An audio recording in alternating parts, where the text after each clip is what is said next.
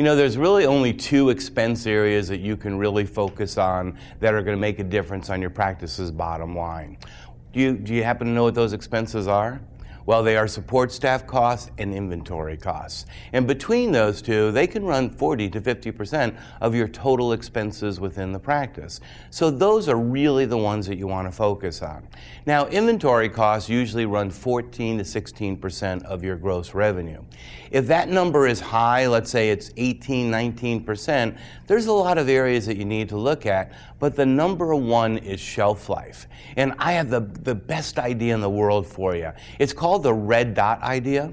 And what I would suggest you do is take a red dot, or have one of your team members do it, and put it on all of your inventory items. And then 30 days later, go back and see how many things still have a red dot. 60 days, go back and see how many things have a red dot, on and on.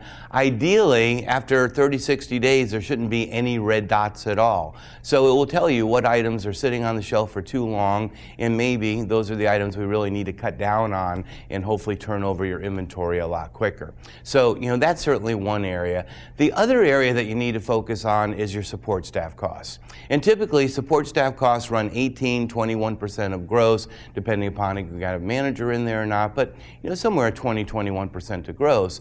So again, if you look at those expenses, what are the areas, you know, that might cause that to be too high? Let's say that your support staff costs are 23, 24%. Well, the number one reason why that expense is usually out of line is scheduling. We have too many people sometime, too few people the other time, but we don't have the right people at the right time. So again, you really have to pay attention to your schedule. One of the things that I do is I do my doctor's schedule first. We're going to put down when our doctors are scheduled for office hours, surgery, dentistry, whatever, and then we will superimpose our team on that to make sure that we have the right amount of people. But in most practices, I would say that your team schedules the practice instead of us scheduling the team. So really take a look at that schedule and see if that's part of that issue or not.